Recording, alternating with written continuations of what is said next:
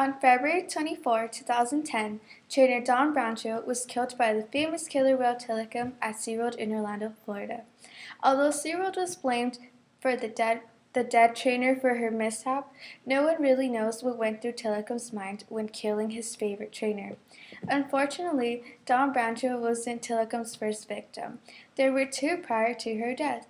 Due to the incident, it led to Occupational Safety and Health Administration to give SeaWorld a safety citation, limiting the interactions with killer whales during performances.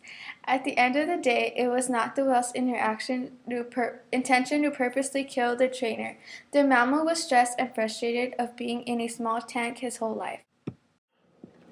Almost all of us grew up eating meat, wearing leather, and going to circuses and zoos.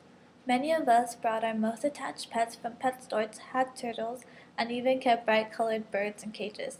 We picked names for them and often walked them on leashes. We never considered the impact of these actions on animals involved. Now we are asking, why shouldn't animals have rights? As Ring said, we'll first discover about life in captivity, then describe how corporations profit and its customers support animal entertainment, and finally we'll explain how animals should be considered as non-human creatures with their own specific rights.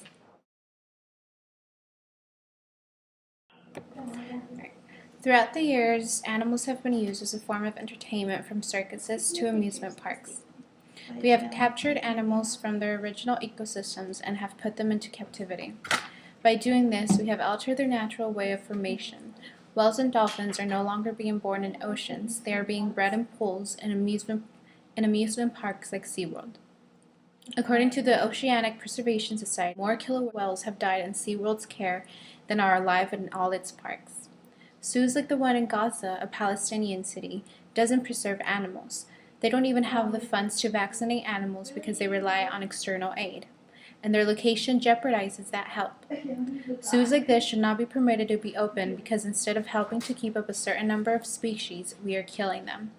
We have created slaves out of these animals by keeping them in captivity and forcing them to perform in shows or movies for our own purposes of entertainment. We look at animals as inferiors because they don't speak our language or because we think they can't think for themselves. Trainers condition them to know that they will only get fed if they do a specific move. After they are done performing, they are simply put back into their cages until it's time for action once more. For example, cockfighting. Specters place two roosters in a rectangular shape-like area and have them fight one another for its life. Cockfighting is practiced all over the world and is also a major part of the Mexican tradition. Mexico has cockfighting arenas where they also host concerts and alternate with the bloody games. This sport is held by men for men who will willingly to bet money for the roosters. To make the game a little more interesting, they wrap a blade around the rooster's leg, causing the rooster to cut one another and damage their lungs. According to the Human Society, cockfighting, besides being cruel, cockfighting often goes hand in hand with gambling, drug dealing, illegal gun sales, and murder. Another great example would be SeaWorld. It all started with Shamu in 1965 at the San Diego SeaWorld. Shamu catapulted SeaWorld's fame, but it wasn't until the past year when we learned the truth behind the empire. Blackfish, a documentary by Gabriella Copserwaite, sets the record straight about the recent accident with trainers and whales.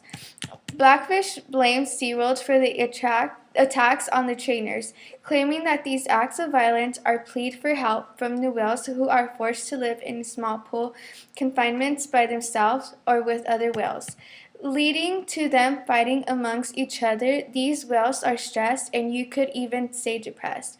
However, SeaWorld doesn't care about them. If one whale dies, they can just breed another one or purchase a new one. All they care for is how to make the show bigger and greater to bring people in. Teaching our kids that it is normal for these animals to be in these pools is only creating new supporters of establishments like SeaWorld.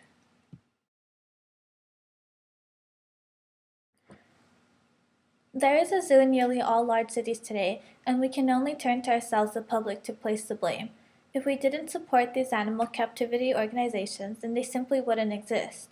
Our own fascinations and our naive self-consciousness to ignore the problem is the very reason why it has become such a global epidemic. The Copenhagen Zoo of Denmark has recently become infamous for the inhumane disposal of a young and perfectly healthy giraffe.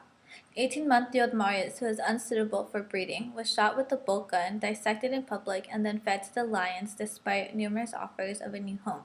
Most of us think zoos are safe havens for animals, places where they are loved and protected, even meant for educational purposes, but this trust is broken when incidents like Marius's occur. Too many times we see animals suffering for selfish entertainment.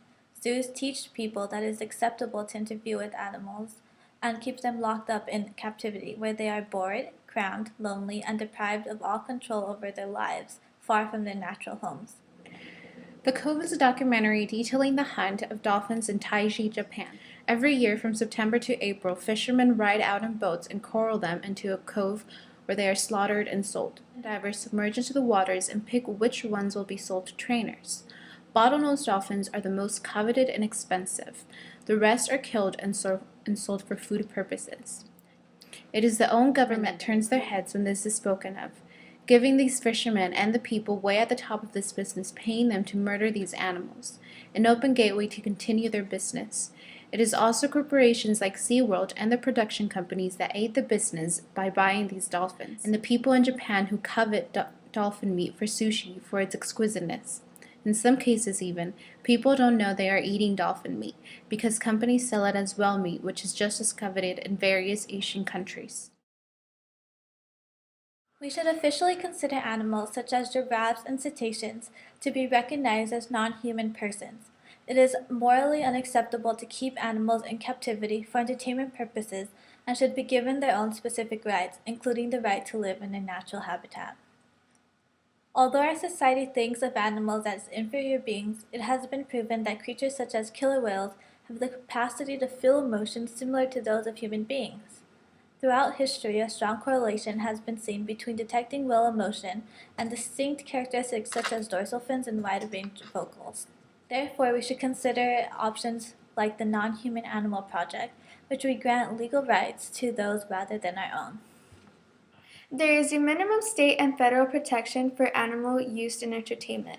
Many of the animals used for human amusement are not even covered by the Federal Animal Welfare Act, which stands to protect animals from illegal testing, captivity, and mistreatment.